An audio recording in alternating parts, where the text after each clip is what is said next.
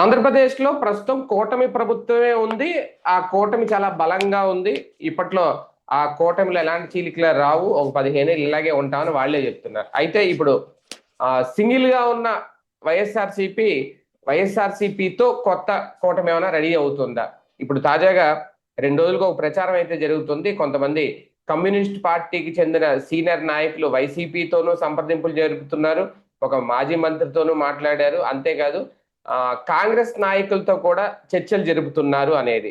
నిజంగా మరొక కూటమి సిద్ధం అవుతుందా 2029 ఎన్నికలకు? అసలు వైసీపీ సింగిల్ గా వెళ్తామని మొదటి నుంచి చెబుతుంది. కానీ ఈ మధ్యన జగన్మోహన్ రెడ్డి గారు అప్పుడప్పుడు చేస్తున్న వ్యాఖ్యలు చూస్తా ఉంటే ఆ కొత్త కూటమి కడితే తప్పేంటి అన్నట్టుగా ఉన్నాయనేది. నిజంగా ఆ పరిస్థితి వస్తే ఎలా ఉండబోతుంది ఆంధ్రప్రదేశ్ రాజకీయం? ఇదే అంశం మీద చర్చించే ప్రయత్నం చేద్దాం. సార్, నిజంగా వైసీపీ సింగిల్ గా వెళ్లే కంటే ఎవరితో అయినా జత కట్టే ప్రయత్నం చేస్తుందా? ఆ పరిస్థితి ఉందా? అది కూడా కమ్యూనిస్టులతో కలిసి నడిచి వెళ్తే, ఎందుకంటే ఒకప్పుడు ఇదే కమ్యూనిస్టులు 2019లో జనసేనతో అప్పుడు కూటమి కట్టారు. ఓకే, ఆ తర్వాత పరిస్థితులు మారిపోయినాయి అనుకోండి. కానీ ఇప్పుడు కట్టడం వల్ల ఏమైనా ప్రయోజనం ఉంటుందా? వాస్తవంగా కమ్యూనిస్ట్ పార్టీలో అక్కడ రాఘవులు గారు, ఇక్కడ నారాయణ గారు వీళ్ళిద్దరూ ఉండగా వేరే వాళ్ళతో జట్టు కట్టిన ప్రయోజనం ఏం లేదు. ఆ పార్టీలు చేసేది ఏమీ లేదు.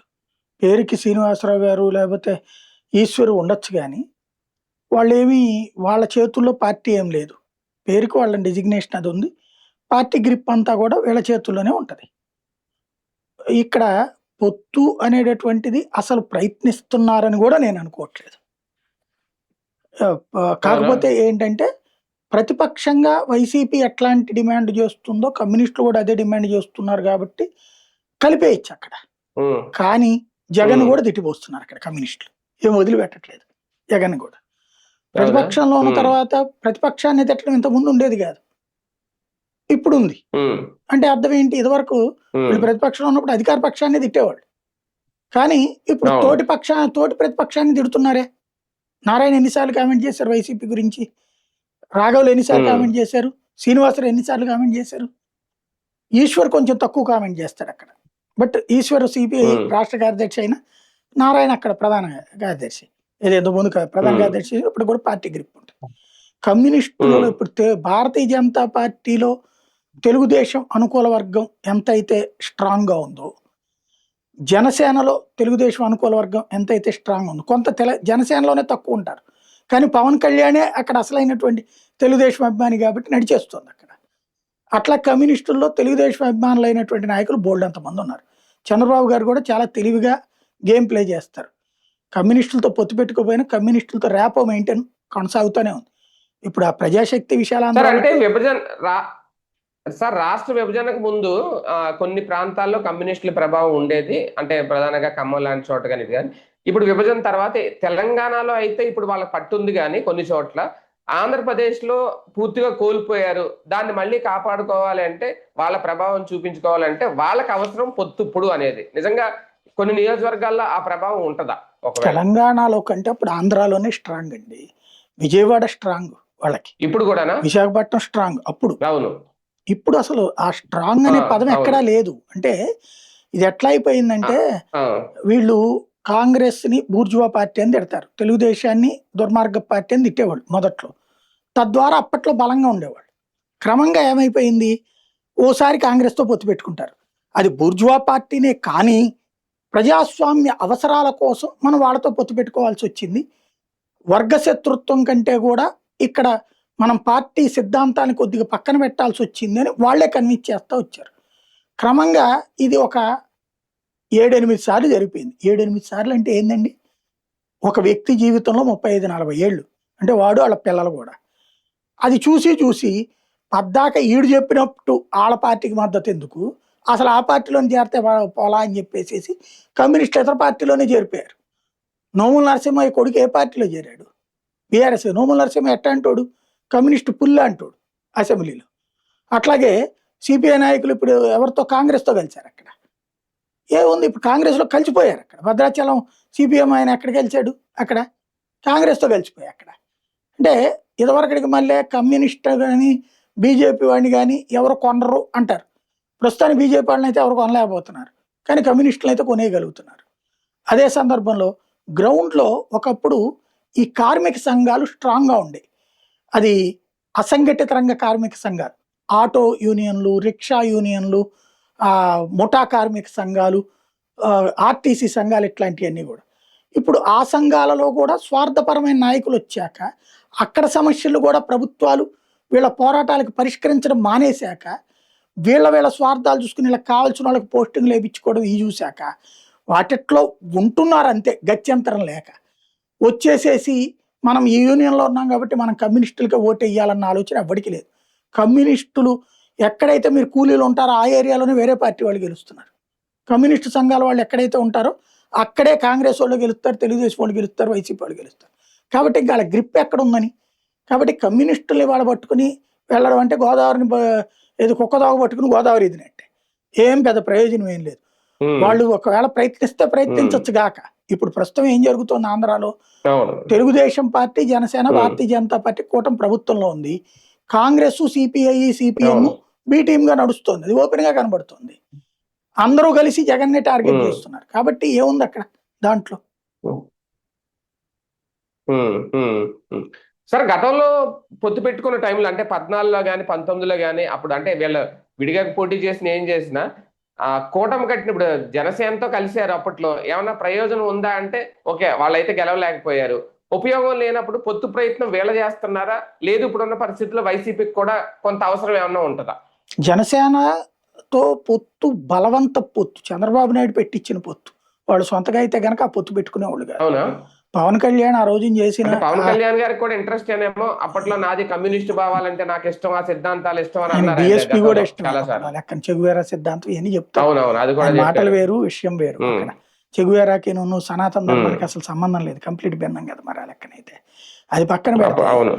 ఇప్పుడు మంగళగిరి సిపిఎం వాళ్ళది బలమైందండి, అక్కడ సిపిఐ పోటీ. విజయవాడలో సిపిఐ బలమైన చోట సిపిఎంకి టికెట్లు ఇవ్వడం ఎందుకు ఇచ్చారు? అవన్నీ ఆ రోజున వాస్తవంగా ప్రభుత్వ వ్యతిరేక ఓటు చేల్చడం కోసం పవన్ కళ్యాణ్ కూటమి కట్టారు, అంత మించి ఏం లేదు. వేరే వాళ్ళు ఎవరు లేకుండా జగన్కి వెళ్లే ఓటును చేల్చాలని ప్రయత్నించి విఫలమైంది ఆ సూత్రం. ఇప్పుడు నాకు తెలిసి కమ్యూనిస్టులు వైసీపీకి ఏ మేరకు ఉపయోగపడతారంటే, ఒకవేళ ఇదైనా కూడా వీళ్ళు యాజిటేషన్స్ చేసి జనాల్ని మోటివేట్ చేయడంలో సిద్ధాస్తులు. కమ్యూనిస్టు రోడ్డు మీద పడుకోగలరు, రోడ్డు మీద కొట్టుకోగలరు, రోడ్డు మీద తోసుకోగలరు. అట్లాంటిది వాళ్ళు చేసి ప్రభుత్వ వ్యతిరేకతని క్రియేట్ చేస్తే అది ఒకప్పుడు కాంగ్రెస్కి పరపడింది, ఒకప్పుడు బీఆర్ఎస్కి ఉపయోగపడింది, ఇప్పుడు తెలంగాణలో కాంగ్రెస్కి ఉపయోగపడింది. అట్లా ఇక్కడ వైసీపీకి ఉపయోగపడాలి. కానీ వాళ్ళ నాయకులు ఎవరు? ఇప్పుడు చూడండి, జగన్ అధికారంలోకి వచ్చినప్పటి నుంచి నిరంతరం ఆ కార్మిక సంఘాల ఉద్యమాలు చేస్తూనే వచ్చారు. ఇప్పుడు ఇక్కడ 2 ఏళ్ళు అయింది. ఇంతవరకు ఆ డిఎల్ సమస్య అన్న పరిష్కారం అయిందే? మధ్యంతర వృత్తి ఇచ్చారా? ఇంతవరకు లేదు కదా. ఏం చేస్తున్నారు మరి? యాజిటేషన్ ఏమైనా చేశారా? లేదు. ఎందుకంటే కమ్యూనిస్ట్ యూనియన్ నాయకులందరూ తెలుగుదేశంతో టచ్లో ఉంటారు, వాళ్ళు చెప్పినట్టే నడుస్తారు. యూనియన్ నాయకులందరూ కూడా ఎక్కడో ఎందుకు ఓ పక్కన స్టీల్ ప్లాంట్లో గొడవ చేస్తూనే ఉంటారు, ఊరకనే కాసేపు అడావిడి చేస్తారు. తర్వాత ఏమవుతుంది? నిజంగా ఆమరణ నిరాదీక్ష కూర్చుని ఏమైనా పరిష్కరించుకున్నారా? అక్కడ మనం చనిపోయినటువంటి దాంట్లో పరిహారం 25 లక్షలు ఇస్తే 1,80,00,000 అన్నారు. ఏంటది? ఆ కంపెనీ వాడు ఇచ్చే పరిహారంతో కూడా కలిపి. ఇక్కడ ఒకళ్ళకి 1,00,00,000 ఇస్తారు, ఒకళ్ళకి 25 లక్షలు ఇస్తారు. ఏం లెక్క ఇది? అది కూడా ప్రభుత్వం డబ్బులు కాదు, స్టీల్ ప్లాంట్ తెప్పించే డబ్బులు. ఏమిటి ప్రాతిపదిక అక్కడ? అయ్యే నడుస్తుంటాయి అక్కడ వ్యవహారం. అంటే కార్మికుల తరపున పోరాటాలు ఈ మధ్యన పెద్దగా లేదు, ప్రజా సమస్య మీద పోరాటాలు కూడా పెద్దగా లేవు. ఇప్పుడు నిజంగా కూటమి కడితే ప్రజాదరణ ఉంటుందా కమ్యూనిస్ట్ పార్టీలకి? అదే ఇంకేం లేదు. అది కాబట్టినే కమ్యూనిస్టులు దేశంలోనే ఉనికి కోల్పోయారు. ఇవాళ భారతదేశంలో కమ్యూనిస్టు పరిపాలన ఏ రాష్ట్రంలో ఉందని? కేరళలో లేదు, త్రిపురలో లేదు, బెంగాల్లో లేదు. అయిపోయాయి. ఏదో పట్టున్నది ఏంటంటే ఇంకా కాస్త కొస్తా కేరళలో కొంచెం పట్టు ఉంటుంది, ప్రతిపక్ష స్థానంలో ఉంది. త్రిపురలో అయితే అది కూడా లేదు, బెంగాల్లో అది కూడా లేదు. ఇక్కడ కూటములు కట్టడం వల్ల వీళ్ళ ప్రభావం, ఎక్కడికక్కడ కూటములు కట్టడం వల్ల వీళ్ళ ప్రాబల్యం తగ్గిపోతుందా సార్? అంటే సిద్ధాంతానికే విలువ లేదండి. ఒకప్పుడు ఏంటంటే మనకి మా చిన్నప్పుడు రోజుల్లో రష్యా గొప్పదని మనకు రోజు చెప్తుండేవాళ్ళు వచ్చి. మాస్టర్లు కూడా చాలా మంది కమ్యూనిస్ట్ భావజాలికులు ఉండేవాళ్ళు. రష్యా చాలా గొప్పది, అక్కడ చదువుకుంటే ఆటోమేటిక్ ఉద్యోగం వచ్చేస్తుంది ఇవన్నీ. మరి ఆ రష్యా సర్వనాశనం అయింది, యుఎస్ఎస్ఆర్ ముక్క చెక్కలైపోయింది. చైనా గురించి గొప్పగా చెప్పేవాళ్ళు. ఇప్పుడు ప్రపంచం అంతా కుగ్రామం అయ్యాక రష్యా చైనా గురించి ఇప్పుడున్న మన యువతరానికి అందరికీ తెలుసు. జెన్జీకి తెలియదా, ఆల్ఫాకి తెలియదా? సోషల్ మీడియా వాళ్ళు చదువుతున్నారు, చూస్తున్నారు వీళ్ళంతా. ఇదివరకటి రోజుల్లో ఉండేటటువంటిది ఈ ప్రపంచ జ్ఞానం లేనప్పుడు కమ్యూనిస్టే మన ప్రపంచం, వాళ్ళు ఏం చెప్తే అదే నిజమని నమ్మేవాళ్ళు. వాళ్ళు ఆ చైనా వాడు చెప్పింది, రష్యా వాడు చెప్పింది గుడ్డిగా మనకి చెప్పేవాళ్ళు, వీళ్ళు చూసి వచ్చేవాళ్ళు కాదు. లేదా వీళ్ళు వెళ్ళినప్పుడు వాళ్ళకి ఘన స్వాగతం పలికేవాళ్ళు, వాళ్ళు చూపించాల్సింది మాత్రమే చూపెట్టేవాళ్ళు. అది చూసి వచ్చి అబ్బా అసలు అక్కడికి పోల్చుకుంటే మనం ఎక్కడ అని మనల్ని తిట్టుకుంటూ కూర్చునేవాళ్ళు, మనల్ని కూడా తిట్టుకోమనేవాళ్ళు. ఇప్పుడు ప్రపంచంలో చూస్తే 3వ అతిపెద్ద ఆర్థిక వ్యవస్థ భారతదేశం, చైనా 2వ ప్రపంచ అతిపెద్ద ఆర్థిక వ్యవస్థ. కానీ కమ్యూనిస్టులు అక్కడ పెట్టుబడిదారీ వ్యవస్థను ఆహ్వానించాక వచ్చింది. ఏ అమెరికాని తిట్టిపోసారో అమెరికా కంపెనీలే చైనాలో వాళ్ళ జీడిపికి కారణం. కాబట్టి ప్రపంచీకరణ, ప్రైవేటీకరణ ఇట్లాంటి వాటిని వామపక్షాలు వ్యతిరేకిస్తాయి. వాటి ద్వారానే ప్రపంచం బాగుపడుతుంది. ఇంకోటి, ఆ రోజుల్లో తాత తర్వాత మనవడు, కొడుకు తర్వాత మనవడు కూడా అదే ఐడియాలజీతో ఉండేవాళ్ళు, అదే ఐడియాలజీతోనే బ్రతికేవాళ్ళు కమ్యూనిస్టులు.